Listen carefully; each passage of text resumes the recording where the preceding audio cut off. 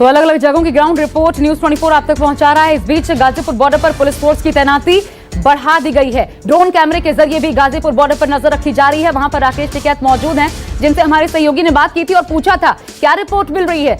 तो राकेश टिकैत ने कहा अभी हम तक तो रिपोर्ट नहीं पहुंची, लेकिन न्यूज 24 अपने दर्शकों को ग्राउंड रिपोर्ट बता दे। अलग अलग जगहों पर फिलहाल 3 घंटे का ये चक्का जाम सफल तो होता नजर आ रहा है। अच्छी बात यह है कि कहीं से किसी प्रकार के उपद्रव की खबर सामने नहीं आ रही है। लेकिन गाजीपुर बॉर्डर की तस्वीरें देखिए, टॉप एंगल की तस्वीरें हम आपको दिखा रहे हैं। यहां पर फोर्स की तैनाती बढ़ा दी गई है। प्रभाकर मिश्रा मेरे साथ गाजीपुर बॉर्डर पर ही मौजूद है। प्रभाकर, यह अचानक फोर्स बढ़ाया गया है, सुबह से ही है इस प्रकार? देखिए, आज सुबह से ही ये व्यवस्था की गई है। दूसरी बात ये कि वो जो फोर्स बढ़ी है वो आज ही बढ़ाई गई, हालांकि उससे ज्यादा फोर्स पहले रही है, तो उससे हम कुछ ऐसा अनयूजुअल नहीं कर सकते। दूसरी बात ये कि चूंकि यूपी और उत्तराखंड में कोई चक्का जाम नहीं है और गाजीपुर बॉर्डर पे ऐसे भी यातायात कम है जी, यहाँ पर जो एक रास्ता है जो मोहन नगर और अच्छा प्रभाकर, मुझे थोड़ा सा आपको रोकना पड़ रहा है। कुछ तस्वीरें सामने आ रही हैं, हैदराबाद की तस्वीरें हैं।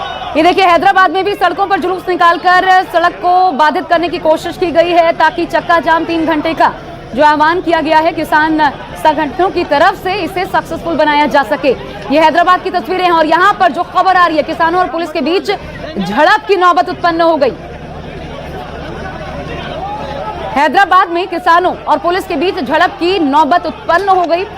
हालांकि शांतिपूर्ण प्रदर्शन की बात कही गई थी, लेकिन यह हालात क्यों बने हम जानने की कोशिश कर रहे हैं, तुरंत दर्शकों तक पहुंचाएंगे। ये 2 तस्वीरें देखिए, गाजीपुर बॉर्डर पर टॉप एंगल की तस्वीर, जहां पर पुलिस फोर्स की तैनाती बढ़ा दी गई है। सुरक्षा दस्ता और ज्यादा आज सुबह से ही यहां पर तैनात है।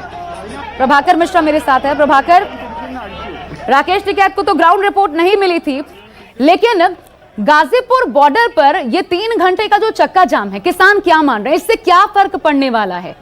क्योंकि लगातार बातचीत की बात कही जा रही है, बातचीत हो नहीं रही है, प्रदर्शन कर लेंगे, लेकिन सरकार पर कैसे असर पड़ेगा, क्या समझ पा रहे हैं वहां पर रहकर आप?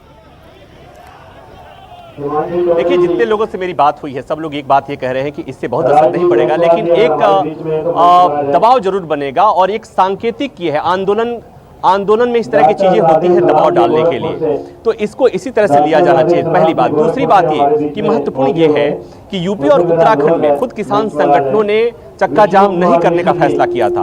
उसके पीछे की वजह सबको पता है। उसके पीछे की वजह ये थी कि चूंकि यूपी और उत्तराखंड में जो वातावरण है पूरी तरह से चार्ज है, तो इस बात की संभावना, आशंका थी कि हो सकता है कि यहाँ पर कोई कन्फ्रंटेशन हो जाए। तो इससे बचने के लिए किसान संगठनों ने कॉल लिया था।